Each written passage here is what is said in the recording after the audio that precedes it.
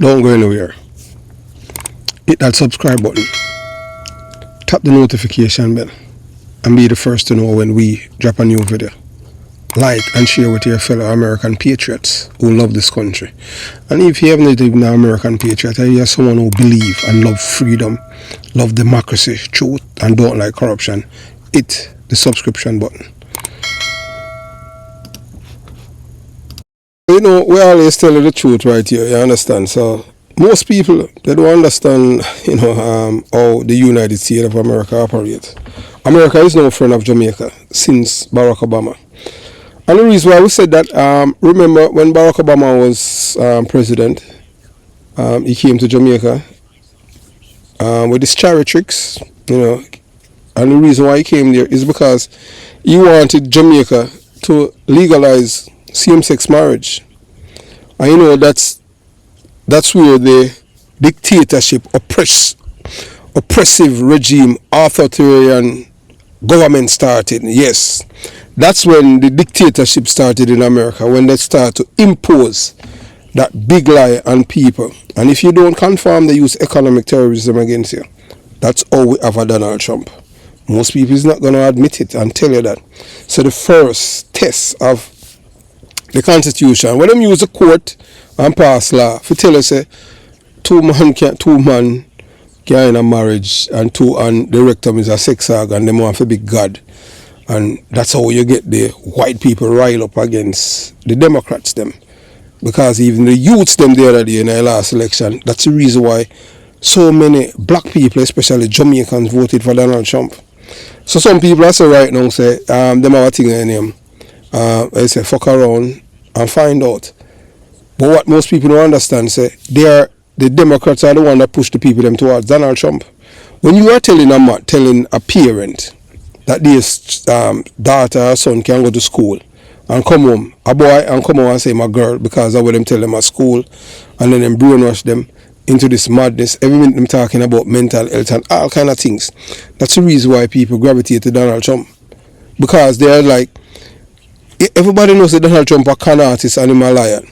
But them a bigger liar too. Because them a tell you say a man can be a woman. And them a even want to tell you say them have how many millions of sexes. And the two sexes have male and female. So them want to change the order of society. And that's how we get a Donald Trump.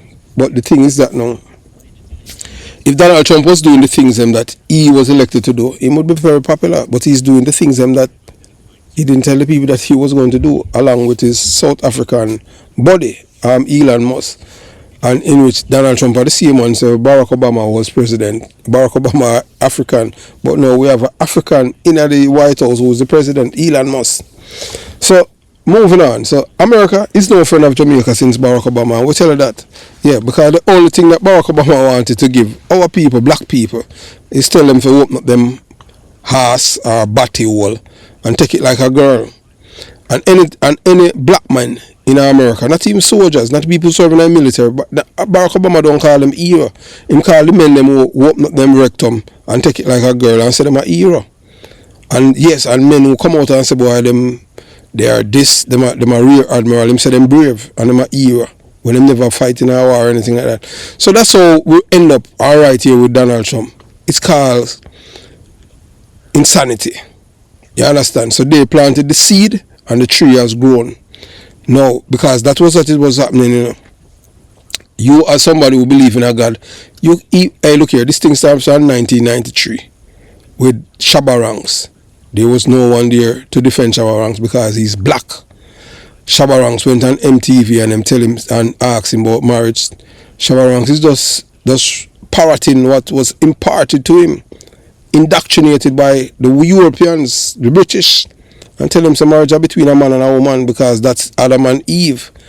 And he was ostracized, vilified, denigrated, and then they used economic terrorism against him. And for that Shabba Ranks be a F the price. There's no one came out and defended him. The only people that defended Shabba Ranks was his people from Jamaica, black people, not white people. Yes, because how dare him for parroted decency, in which white people are telling him, so, oh, you know, so we're not decent. Oh, you mean that? So it go. So that's how we end up with a Donald Trump. But then I go tell you that That's the main reason why black people, Jamaicans, vote for Donald Trump. Even as much as we're going, they rather Donald Trump than even Kamala Harris, in spite of everything we're going. Because them say one thing, at least, him drive, at least him not tell black people. No black man say, boy, if you open up your body and take it like no girl. I just saw it go. So, moving on. And one thing we can tell you, when you talk about thin skin, them very, very thin skin, because they are built, remember saying that everything around them is lies, it's lies built them. So, anyway, moving on. So, Marco Rubio, yeah man, so let's not get it twisted. Marco Rubio's visit to Jamaica is not about partnership, it's about obedience. This is not diplomatic courtesy call. This is a strategic command visit, cloaking smiles, handshakes, where Jamaica is expected to nod along with the United States quietly pursues its next big ice. Venezuelan Isle. America is the biggest thief in the world, when you're not you want to believe it. Remember when Donald Trump said if he thief the Isle of Iraq and all of them things, him just echo the things that when them talk behind closed door, because he not a filter. That's how why people like him, because Donald Trump is an honest liar. Him tell you, him a tell you a lie, but that's how it go on them thing there, Him is an honest liar. Yeah, some people say, oh, that makes sense. Oh, you mean an honest liar? Somebody will tell lie all the time. You understand? That's how I'm a liar. There's no honest liar. You understand? So that's Donald Trump that. So the next big ice now for the United States, the Venezuelan island. That's a real price. Everything else is theater.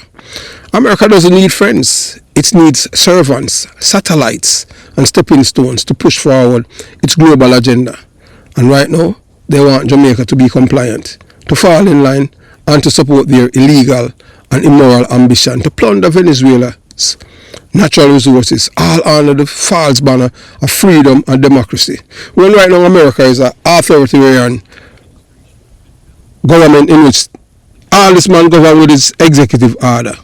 Not laws, executive orders. In which the next man can just come and swipe it away. But then I expect him to leave, And whether or not you want to believe, America is going to have a bloodbath. And they want a civil war, but it's not going to be a civil war. Because when the people come, especially veterans, they're going at the White House and the U.S. Supreme Court and the Capitol.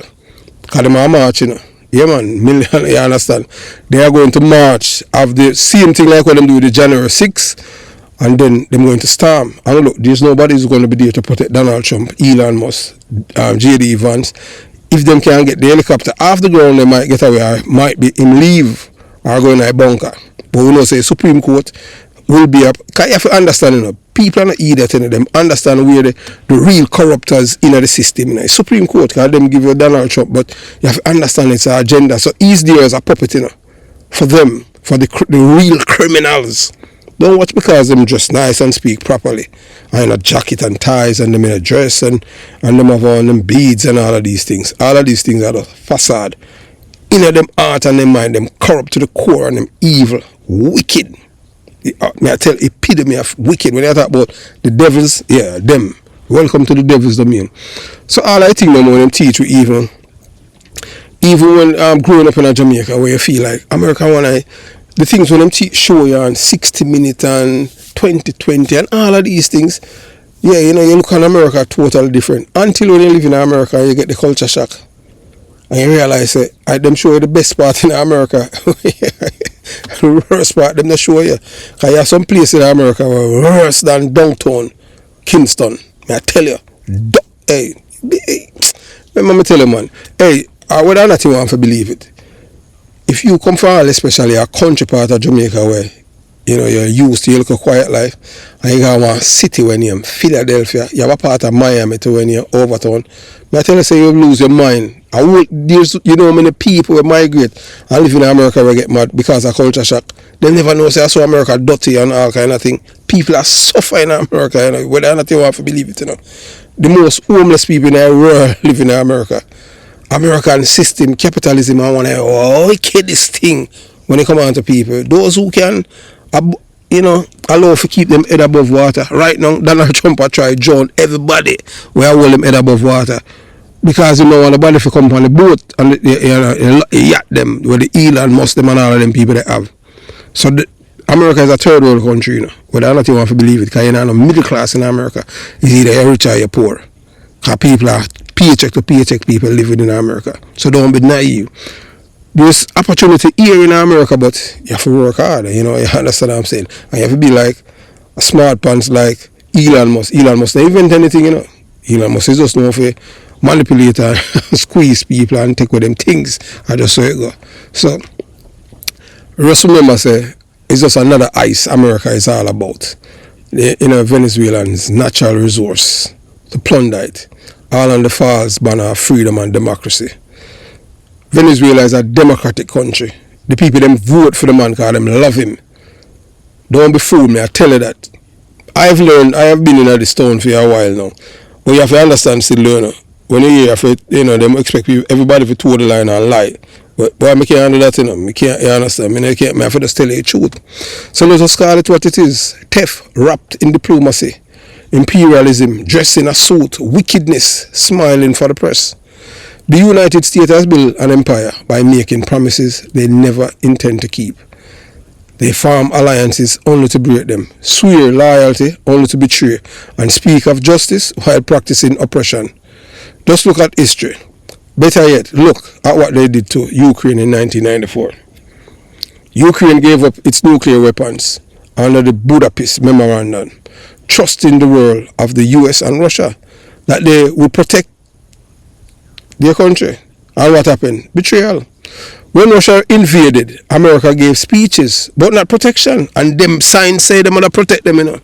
They watch as the very country they vow to defend was dismantled before the world eyes. Trust in America has consequences, deadly ones. Their words are hallowed.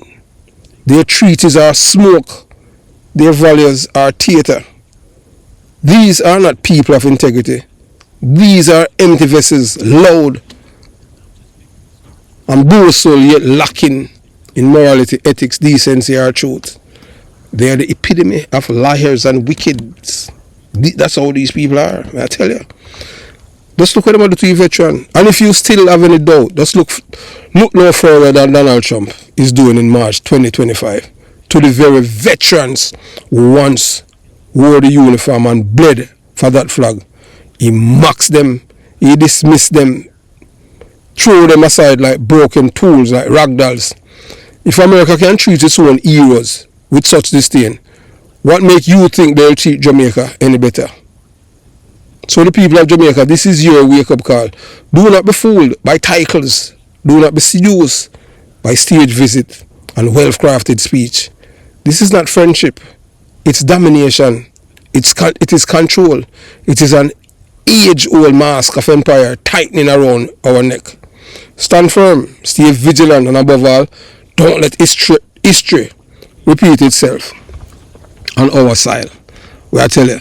So let's get to watch the speech with Marco Rubio and the Prime Minister, addressing the press, the world, for the world to see, and then we come back and continue the journey, because I will tell you, at the Jamaica Young Police Channel, we are all about the truth. Now everybody are going to like we, and we know that, we have no problem with that. So you watch, you listen, and you decide. To welcome United States Secretary of State, the Honorable Marco Rubio, to Jamaica. Now, I have known Secretary of State Rubio for some time, and I've always been very impressed by his deep knowledge of the region. Jamaica is deeply honored that you have chosen to visit us first on your official visit to the English-speaking Caribbean. This visit so early in your term confirms the strength of historic friendship and strategic partnership between Jamaica and the United States, one built on shared values, democratic ideals, and people-to-people ties. Our nations have long been united by a common commitment to freedom, prosperity, and security, and your visit today reaffirms this bond. Today, we engaged in productive and constructive discussions focused on strengthening this partnership and expanding opportunities for collaboration. During our meeting, we addressed several critical areas of cooperation. Security, one major area. We reaffirmed our commitment to enhancing cooperation in combating transnational crime, ensuring the collective safety of our citizens, and mutually secured borders. We discussed a global war on gangs, and there is already significant policy alignment with both countries in this regard. The United States has been instrumental in supporting Jamaica's efforts to bolster its marine domain awareness and intelligence surveillance capabilities, which are crucial in our fight against organized criminal networks. We discussed expanded and repurposing development assistance towards our shared goals, including security.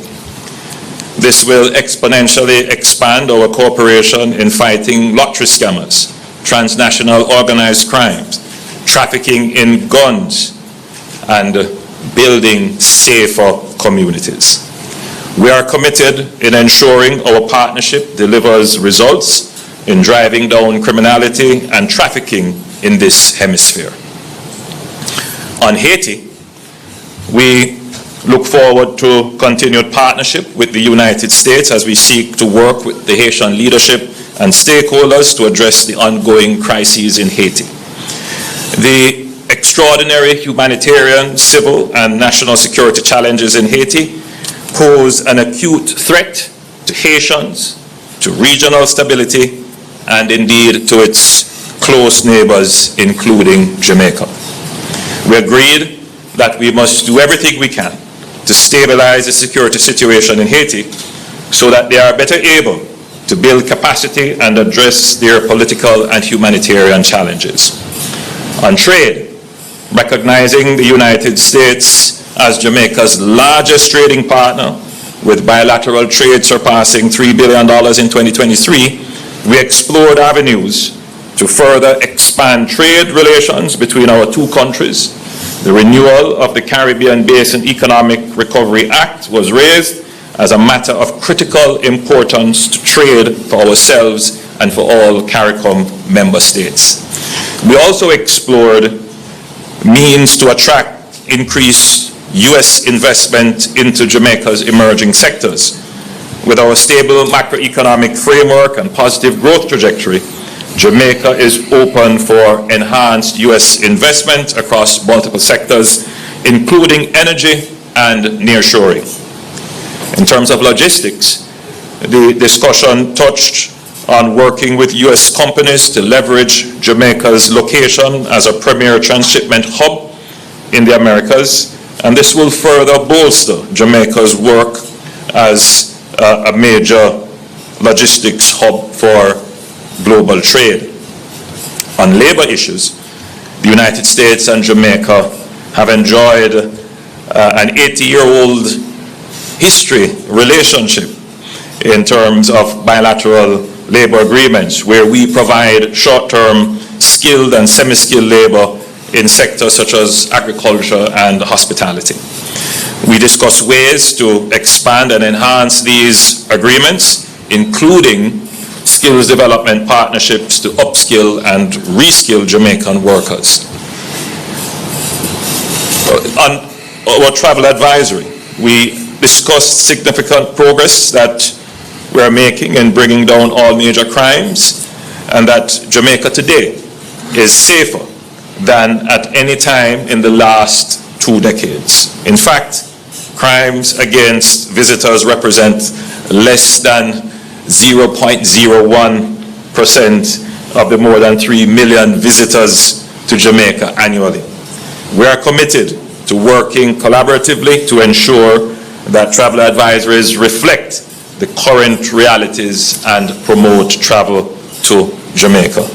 I'm confident that the dialogue initiated today will lead to tangible outcomes, benefiting both our peoples and contributing to mutual stability and prosperity. Indeed, our concern for enhanced regional and hemispheric security and prosperity was recognized as a shared one. I wish my CARICOM colleagues who are now in Kingston productive meetings as well with the Secretary this afternoon. Jamaica remains committed to fostering a partnership with the United States, one grounded in mutual respect, shared values, and a collective ambition for stronger and a more resilient future. I extend my sincere gratitude to Secretary Rubio and his delegation for their visit and for the productive and forward-looking discussions we have had. We look forward to building upon this foundation, deepening our collaboration, and taking our partnership to new and greater heights for the lasting benefit of both our nations. Ladies and gentlemen, I thank you very much for joining us, and I now give the floor to Secretary Rubio for his press statement. Well, Mr. Prime Minister, first of all, thank you for the very warm welcome. On Tuesday I completed my 9th week on the job, so I told you I'd be here early. I think that's pretty early, and I'm glad to be here so soon. Thank you to the Foreign Minister as well for welcoming me and all the work we do together, and to the people of Jamaica. The ties, I would say, between the United States and Jamaica don't need to be explained. They're incredibly strong. And in particular, my home state of Florida, we were commenting close, 800,000 to 1 million Jamaican expatriates who call the United States home. And I asked, was that just in Florida? Because it's a very vibrant community that's contributed so much to the place that I've called home for so long. And so we have a shared history that's tied together by people. I also would say that some substantial percentage of Americans have traveled here at some point in their lives. And that also binds countries together. Nothing binds countries and cultures more closely together than people. And we certainly have that in common. And we want to continue to make sure that we build on that. We did touch on a couple of topics. The first is trade. The world has been closely followed. The President is in the midst of realigning American global trade policy, primarily to reset global trade in a way that's fair to the U.S. after 20 or 30 years of what we believe is unfairness, not when it comes to Jamaica, but broader. And from that will come real opportunities to create new alignments and new trade arrangements and new trade opportunities. And I believe Jamaica is one of those places that together we both stand to benefit. In particular, we discussed supply chains. And we ask ourselves, why, if so many of these products are destined for the North American market, why are so many of the productive capacities located halfway around the world? And there's a lot of different reasons why that's happened. But it makes all the sense in the world to see more productive capacity, more manufacturing, more industry relocated into our hemisphere. We certainly have the labor and the population and the desire to do so in our hemisphere. It's closer to the end markets. And so we want to pursue opportunities to make that possible. And clearly, I think Jamaica is one of those places that could benefit. And the Prime Minister has that vision for the country and the creation of not just jobs, but jobs that pay even better than the jobs that maybe some could find now. So it's an opportunity I think would be mutually beneficial. And we're going to actively seek and look for ways to make that possible. I also think there's extraordinary opportunities for investment, and we talked about it, whether it's particularly in energy. The United States is going to be producing a lot of liquefied natural gas, which is a very clean fuel that we have in abundance and that we seek to export. And it's also critical, by the way. You cannot have manufacturing without reliable and affordable energy. And so it's one of those things that I think potentially we could continue to partner along with other things, whether it's mining opportunities off the seabed. In essence, to utilize all of the resources of the country in a responsible way that protects your environment, that protects your natural beauty, but at the same time is generating income and opportunity of employment for the people. Ultimately, governments have two prime responsibilities: the safety and the prosperity of their people. And your Prime Minister and his government is very focused on those two priorities.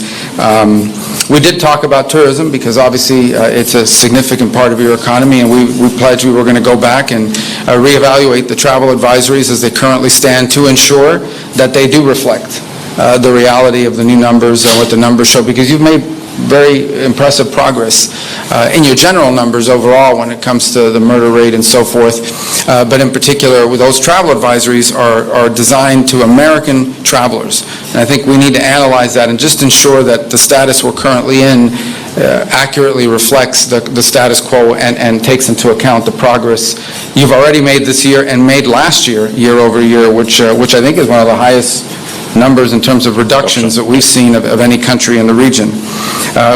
We have to talk about security, and I think that the Prime Minister has phrased it in a way that I think is very beneficial, and that is, he used the term global war on gangs. Maybe we'll find some other phraseology in the United States to describe it, but we're talking about the same problem. It's amazing, if you look across the region and really many parts of the world, how many of the threats we face in the world now that once came from a ideological terrorist organization or from a nation state are now coming from non-governmental criminal organizations who in some cases are more powerful than the governments in some of these countries. And we've confronted this issue. It's a challenge in Mexico. It's a challenge on the border between Venezuela and Colombia. It is the challenge in Haiti. And it's been a challenge here. And it's a multifaceted challenge. They are transnational for a number of reasons. One, as an example, is, and we've acknowledged this, in our conversations that lead back to my time in the United States Senate, how many of the guns and the weapons that are being used by gangs to commit acts of violence here in Jamaica are purchased in the United States and then shipped here. And we want to commit to doing more to stopping that flow at the same time as we do more to commit to increasing your capacity. That's the other thing I underline. What we're talking about here when we talk about American assistance is America helping Jamaica build its own capacity, its own ability to confront these challenges and solve these problems, because security is a baseline for everything. And to that end, we have some good things to announce today here. We've the Jolt Fusion Center that is starting up again, and that's been even further strengthened. That's going to help address lottery scamming.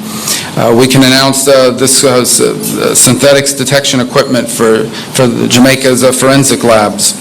Another counter-gang recruitment program that we seek to launch as a result of our visit here today, and announce something that I think is really important, and that is software, intelligence software for the law enforcement here in Jamaica to combat gangs, things like night vision goggles as well, technology, and we look to do more. And on that end, let me touch on a topic that we talked about just a little bit. Well, I'll touch on one topic, then I'll get to this final one. You mentioned upskilling and helping. How can we? It's a topic we hadn't touched on directly, extensively before. We talked about it today.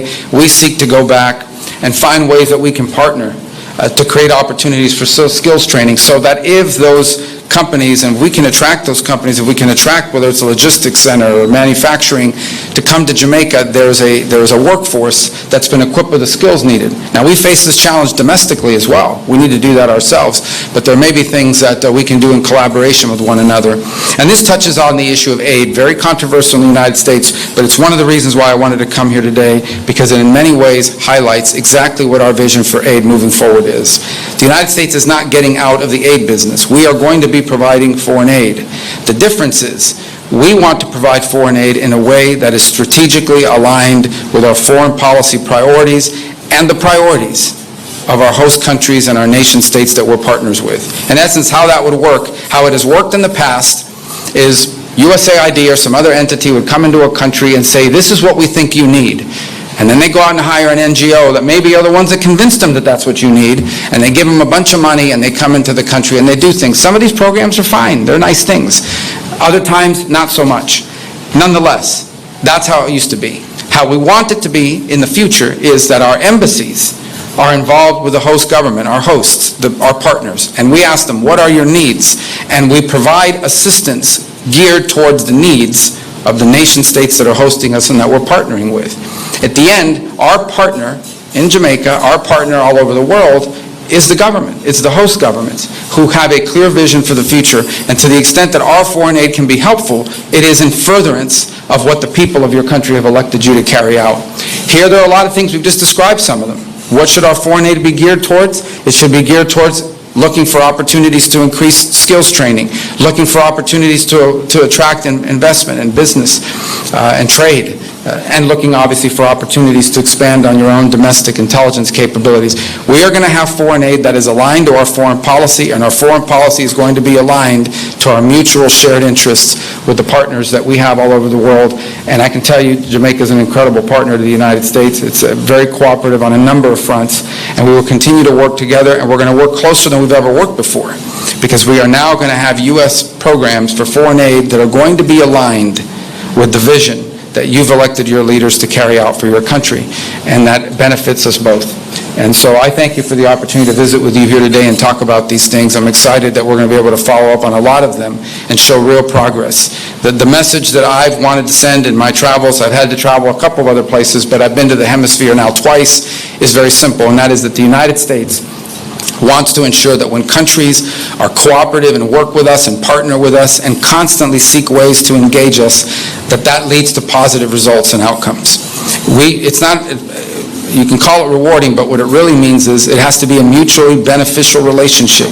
And we want countries in the world and we want countries in the region to identify being close to the United States as something that is beneficial and helpful to develop, helpful to grow, and frankly helpful so that one day many countries can serve, and I think in Jamaica is already doing this, as a model of what other countries would seek to emulate, whether it's on security, on trade, on investment, on skills acquisition and improvement. These are the things that we want America's relationship with our partners to look like.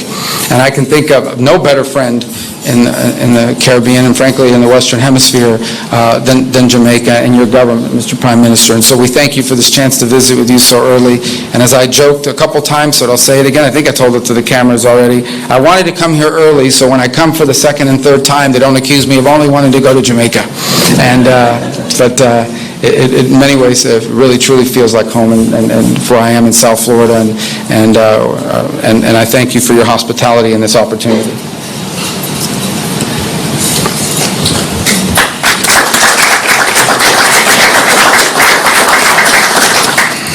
Good afternoon, Prime Minister Holness and Secretary Rubio. Thank you both for your remarks just now. We have several members of the media from Jamaica and the United States in the room with us this afternoon, but we will only be taking 4 questions. And I ask that those who have been selected, that you please stand as you ask your question. And our first question is going to be from John Hudson of the Washington Post. Thank you very much. Mr. Secretary, Republican Congressman Don... He came with me. Don't say I don't take you to nice places. Thank you for the hospitality. Beautiful weather, beautiful country. Much appreciated. I'm sorry. Yeah. Mr. Secretary, Republican Congressman Don Bacon weighed in on the Signal chat breach, saying the White House is, quote, in denial that this was not classified or sensitive data. They should just own up to it and preserve credibility. Do you think that's true? Also, here in Jamaica, there are USAID employees at our embassy, like so many others around the world, on administrative leave, not carrying out the work of the American people. Do you worry that the DOGE effort won't ultimately end up benefiting U.S. taxpayers? And Prime Minister, violence and instability remains in Haiti. What would you like to see from the United States in terms of being a productive force? And a State Department envoy yesterday called the presence of Cuban doctors in Jamaica and elsewhere human trafficking. Do you agree with that? Thank you. Let me take the first. I've already addressed the aid one, but let me address it again. This is not about getting rid of aid. This is about restructuring how we're going to do aid. And when you restructure, there's some disruption, but it has to happen. By the way, this is not an idea. This is an idea Condoleezza Rice wanted. This is an idea multiple secretaries of state throughout time have tried to achieve. And we intend to achieve it because we think it makes all the sense in the world. So I recognize that there's disruption involved when you make reform and you make change. But it's necessary because our foreign policy and our foreign aid have to be aligned. Foreign aid is an instrument of foreign policy. Okay? It is not a global charity. Jamaica's not asking for charity. They're asking for development assistance so they can become stronger at their security needs and other things of this nature. That's what they're asking for. They're not asking for a handout. They're asking for a hand up, help to build their capabilities so that they become a self-reliant partner and, frankly, could end up and already are helping other countries. Jamaica now is contributing to the effort in Haiti as an example. So these are the kinds of things we want to see in our foreign aid. So look, our goal was not to disrupt anyone's life. Our goal was to restructure the way we deliver foreign aid so that it is aligned with our foreign policy and with what we're trying to carry out at our respective missions around the world. On the first question, let me just say on the Signal thing. This thing was set up for purposes of coordinating how everyone was going to call. You know, when these things happen, I need to call foreign ministers, especially of our close allies. We need to notify members of Congress. Other members of the team have different people they need to notify as well, and that was the purpose of why it was set up. Obviously, someone made a mistake. Someone made a big mistake and added a journalist. Nothing against journalists, but you ain't supposed to be on that thing. So they got on there and this happened. been, so I can speak to myself or my presence on it. I think my role on it was, just speaking for my role, I contributed to it twice. I identified my point of contact, which is my chief of staff, and then later on, I think 3 hours after the White House's official announcements had been made, I congratulated the members of the team. By the Pentagon and everyone involved that none of the information that was on there, though not intended to be divulged, obviously that was a mistake and that shouldn't have happened, and the White House is looking at it, but that none of the information on there at any point threatened the operation or the lives of our servicemen. And in fact, it was a very successful operation. It is an ongoing operation. But that was the intent behind it, and again, I think the Pentagon's made it clear that nothing on there would have endangered the lives or the mission, and the mission's been very successful. Is it classified, the information? Well, the Pentagon says it was not, and not only did it say it was not, they make very clear that it didn't put in danger anyone's life or the mission. There was no intelligence information. And understand, when this story first broke, they were sort of alluding to were there war maps, or there was no war plans on there. This was a sort of description of what we could inform our counterparts around the world when the time came to do so. Again, look, I think the White House is looking at this entire thing. How did that journalist get on there? Why was this the appropriate? And I think there'll be reforms and changes made, so this was not going to happen again. It can't. But I wanted everybody to understand why this thing was even set up in the first place, and also understand very clearly the mission was successful, and at no point was it endangered, and that's coming from the highest ranking officials at the agency that was in charge of the actual operation, which is the Pentagon. In terms of Haiti, the United States has been an incredible partner, in fact, the lead partner, in ensuring that resources and organization is brought to the crisis in Haiti. In terms of what more could be done, I think we're at a phase in Haiti where there has to be a rapid expansion of the Haitian National Police, the HNP, in terms of the manpower and resources, because ultimately the HNP has to take on the gangs.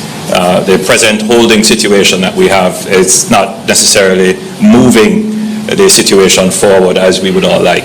So there would have to be a significant expansion in resources in support of the HNP to enable them to take on the gangs. In terms of Cuban doctors in Jamaica, let us be clear. The Cuban doctors in Jamaica have been incredibly helpful to us. Jamaica has a deficit in health personnel, primarily because many of our health personnel have migrated to other countries. We are, however, very careful not to exploit the Cuban doctors who are here. We ensure that they are treated within our labor laws and benefit like any other worker. So any characterization of the program by others certainly would not be applicable to Jamaica. We are ensuring that our program complies with all the international laws and standards to which we are a party to. All right, our next question will come from Tana Thomas from Nationwide News Network. Please stand. Thank you. Secretary Rubio, my question is, or questions, in relation to the matter of the Cuban Medical Corporation program as well. So the medical mission has been a cornerstone of healthcare in Jamaica and the Caribbean for over 50 years, according to our foreign minister. How does the U.S. reconcile its stance on this program with the region's reliance on Cuban medical professionals, and what alternatives does it propose to ensure healthcare stability? Well, yeah, I think the first thing is to separate medical from the labor issues that we are pointing to. Okay, this is not about doctors. Okay, this is not about the provision of medical assistance. We have no problem with medical assistance. We have a problem with doctors. We have a problem, and I'm not speaking about Jamaica. We've discussed this today about, following international labor standards and the like, but I'm just talking about this program in general, how it's operated around the world. And how it's operated around the world is that basically the doctors are not paid. In many other parts of the world, the doctors are not paid. You pay the Cuban government. The Cuban government decides how much of anything to give them. They take away their passports. They basically operate as forced labor in many places. Now, there are places that have better labor standards. Perhaps Jamaica is one of those, and that's fine. But I'm describing generally what the program has been. It has operated in that way in many parts of the world and placed these people in tremendous danger. And so I think we can all agree that the trafficking in labor, be they doctors or farm workers, is not something that we would want to be supportive of, and we find that to be an egregious practice on the part of the Cuban regime. Now, every country operates their program differently, and obviously because of our relationship with Jamaica, we're going to engage with them on that and talk about it further and have a better understanding. Perhaps none of this applies in the way it's handled here, but generally that's the problem with the program. It's not that they're Cuban doctors. It's that the regime does not pay these doctors, takes away their passports, and basically it is, in many ways, forced labor. And that we cannot be in support of. Again, not speaking about here in particular, but in general about the program.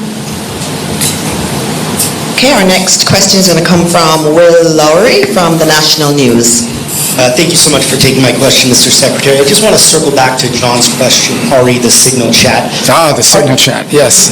But of course, are you planning on making the Europeans pay for U.S. operations against the Houthis, given that their businesses seem to benefit more from opening up these shipping lanes, as discussed in that chat? And then moving to Russia, Ukraine, I was wondering if you could elaborate on the Black Sea ceasefire deal and whether how it's progressing. President Zelensky has already questioned Russia's seriousness, saying, quote, they are trying to distort agreements and in fact deceive both our intermediaries and the entire world. So on the first question about, look, here's the problem, okay? These guys, these Houthis, these are pirates, okay? This is a band of, it's a gang, in essence. That's gotten control of a certain part, but these are a religious fanatic gang, and these guys have missiles, and they've launched 174 attacks against the U.S. Navy ships, 150-something attacks on commercial vessels. They are literally saying they've set up a toll system in the Red Sea. These ships can go, these ships cannot. They don't blow up the Chinese ships, they don't blow up somebody, but they blow up all the other ships. This is not sustainable. And so I think the point that I've made publicly is we are doing a great favor to the world. The United States is doing a great favor to the world, going after these guys' capability of doing this. How can we live in a world where a group like this has advanced weapons, okay, and can shut down a shipping lane and increase the cost of shipping that we're all paying for? Everything we buy, all the stuff is embedded in the cost, and in the price of these things is how much it costs to ship it.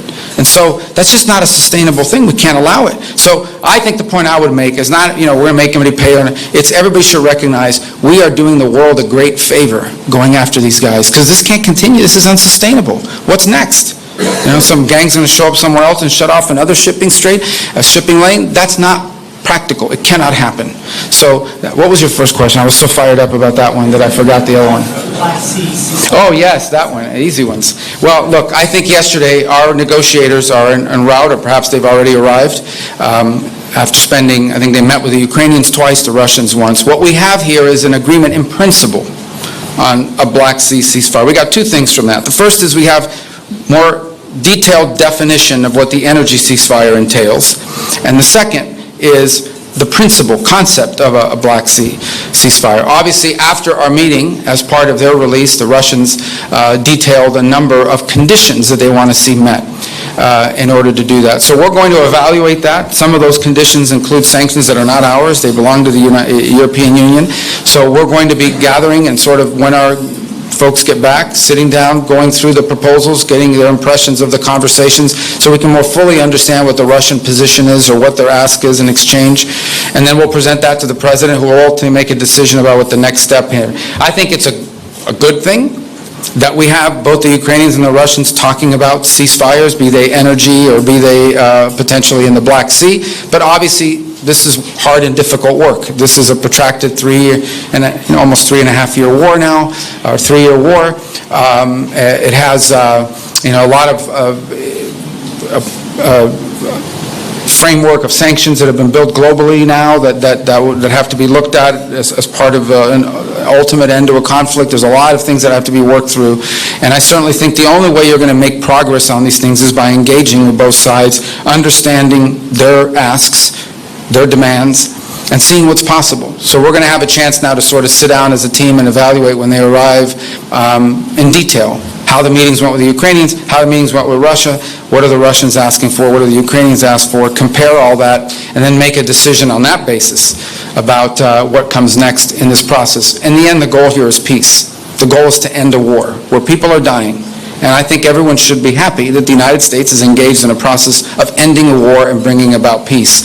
It's not going to be easy, it won't be simple, it'll take some time, but at least we're on that road and we're talking about these things, and we're going to test it and see what's possible. We think we owe that to the world, and the President, I continue to say, is the only leader in the world right now, President Trump, who's in a position to even get these two nations to a city to talk about these things, albeit in rooms far apart from one another when these talks are going on. But nonetheless, they're talking. It's the first time in a while that we've seen any conversation about this. But we have a lot of work yet to be done, and we'll know more after we get the readout from our teams. Okay, our last question will come from Andrea Chisholm from Television Jamaica. Thank you. Secretary Rubio, given changes to U.S. immigration policies, there are some Jamaicans who are afraid to travel back to Jamaica, even though they are legitimate green card holders. What assurances can you give to those individuals that they will have no difficulty returning to the United States? Well, yeah, green card or residency? I mean, permanent residence you're asking me about? Yes, okay. Yes. Okay. And secondly, what problems, if any, does America have with China's investment in Jamaica? Well, look, I mean, China's a rich and powerful country. Our problem with is not investment. Okay, our problem is predatory practices. That's what we're concerned about. What we have seen all over the world is that China comes in and says, here's a bunch of money for a project they never build. They bring their own workers to do the work. They don't hire the locals, they bring their own workers. And oftentimes it comes attached with a huge loan that can never be repaid, and now they hold it over your head forever.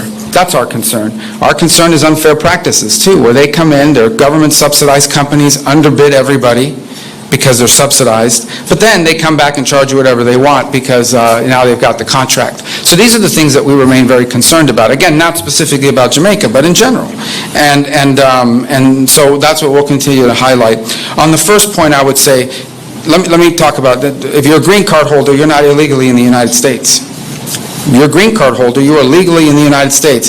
What the President has said, and I don't know how anybody can disagree with this, every country in the world has immigration laws. And immigration laws, if you don't enforce them, you don't have immigration laws. Over the last few years, we've had, 13, 14, 15 million people enter the United States unlawfully and irregularly. No country in the world can assume that. By the way, that's not unique to us. Right? Even here in Jamaica, you've faced challenges of migration. And it's not that we don't sympathize with people that are leaving difficult circumstances. It's that no society can absorb mass migration from anywhere in the world. You just can't do it. And we're facing that challenge. That's not specific to Jamaica, I'm just speaking in general. And so the President is doing something that frankly hasn't been done in a long time. He's enforcing our immigration laws. And that's what we're doing. So if you're a green card holder, you're not illegally in the United States. I think the challenge is for those who are illegally in the United States, we have to have immigration laws. They have to be followed. I mean, I don't know why that's an unreasonable demand. And frankly, I mean, Jamaica is not a major source of illegal migration, to be frank. It's not even in the top 10 or top 20, for that matter, I don't think. But that said, we are enforcing our immigration laws, because here's what happens if you don't. You'll get another 12 million people. And if tomorrow Jamaica announces anybody who wants to come can come in, you're going to get a lot of people too, and you know it's going to be very disruptive. So we need to have immigration laws, and we need to enforce them, and that's what we are. That's what the President is doing. That's what he promised voters he would do, and that's what we're going to continue to do. But if you're a green card holder, you're legally in the United States, unless, and I say this because a lot of these people come, unless you're some student visa holder who's a sympathizer of some terrorist organization and is running around in our streets like a lunatic, burning down buildings and attacking students at universities. If you're one of these lunatics that's going to put on a mask over your face and break into a student union center and harass students, and we wouldn't have let you in the first place. If you had told us that, if you told us, I'm going to America not just to study at your university, but to tear up your campus, we would have never let you in. And if you do that, once you come into the United States, we're going to kick you out. We're going to do that. And I don't care what terrorist organization they're supporting, we're going to kick you out. If you're a gang member, we're going to kick you out. Okay? If you're one of these violent gang members that's coming to the United States, then we're going to kick you out. That we're going to do. There's no doubt about it. But the President's very committed to that. And but if you're a green card holder and you're not any of these things, you're going to be fine. Prime Minister Holness and Secretary Rubio, as we close today's press conference, we want to thank you for your engagement here today. We thank all of the members of the media and all of the other guests who are here, and we wish you safe travels and a happy rest of the day. Thank you. Yeah, so you have listened to the press conference, given by the Prime Minister of Jamaica, Marco Rubio. It's a smiles and all of these things, but all of these things are facade. Because the Prime Minister, he must know to navigate around with these people. Because one thing with them, remember, if you play with a scorpion, but I think you can't put the scorpion and it's going to sting you. Most of you might have seen the glossy headlines and the carefully cropped snips circulating on the even news and social media. Marco Rubio, the United States Secretary of State, standing shoulder to shoulder with Jamaica's Prime Minister Andrew Holness, exchanging smiles, handshakes, and rare sound bites for the cameras. Remember, so the last time we have a U.S. Secretary of State visit Jamaica was when Donald Trump was president. And at the time was a guy who was serving in the military named Mike Pompeo. At one time he was the CIA director. I said Donald Trump discard people, Then the man, the career done, Anything with Donald Trump touch, dead. So a dead film career dead. Yeah, Mike Pompeo. To the untrained eye, it might look like diplomacy in action. To the casual observer, it might seem like the rekindling of old friendship between two sovereign nations. But let's me be brutally honest with you. This visit has absolutely nothing to do with love, respect, or friendship. This isn't about strengthening cultural ties. This isn't about economic cooperation for the benefit of the Jamaican people. And it certainly isn't about America finally treating Jamaica as an equal partner on the world stage. No. What you are witnessing is an old-age playbook. American foreign policy at work. Diplomacy masking charm and strategy cloaking smiles. Rubio's visit is about leverage, not loyalty. It's about securing America's regional interests in a world where global power is rapidly shifting. It's about countering China's growing influence in the Caribbean, reinforcing military and economic footholds, and making sure that Jamaica is strategically located, culturally influencing and geopolitically valuably, doesn't drift too far from Washington grasp. Think about it. Why now? Why is Marco Rubio a man with no known historical or cultural ties to Jamaica suddenly flying in to meet with Holness, the Prime Minister of Jamaica? What's at stake? What does the US want? That we are not being told. This is not about partnership. This is about positioning. Jamaica is being courted not out of affection, but out of utility. We are a means to an end in a global chess game where America is trying to protect its queen. And we are merely a knight move into place. And let me tell you, once the game changes, once our position loses its value, it will be cast aside like every other pawn who trusted the empire. So while the mainstream media shows you Rubio polish, shoes and diplomatic grin, remember what's not being shown: the back door, our back room, deals, the pressure tactic, the geopolitical strings being pulled behind the closed doors. Wake up, Jamaica. What you are seeing is not diplomacy, it's strategic seduction. And unless we recognize it for what it is, we will once again find ourselves entangled in a web of foreign interests that have never and will never prioritize the well-being of the Jamaican people. Rubio's handshake isn't a gesture of friendship. It's a reminder of where the real power lies and who's trying to control it. Marco Rubio's visit to Jamaica is not a celebration of mutual respect or a revival of some long-lost friendship. It's a calculated move. In a larger geopolitical game, it serves one purpose: to advance a strategic interest of the United States in the Caribbean region. The smiles, the handshake are for the cameras, but behind the scene, power is being negotiated. Influence is being asserted and pressure is being applied. Jamaica must remain vigilant. We cannot afford to be blinded by diplomatic pageantry or seduced by symbolic gestures. This is not the time for naive patriotism It's a time for foreign wisdom. If we are not careful, we may wake up one day to find ourselves once again entangled in the agenda of a superpower that never love us, only use us. Let us not mistake proximity for partnership. Let us not confuse presence with purpose. Because in the world of global politics, especially when America comes knocking, there is no friends, only interests. Have yourself a beautiful day.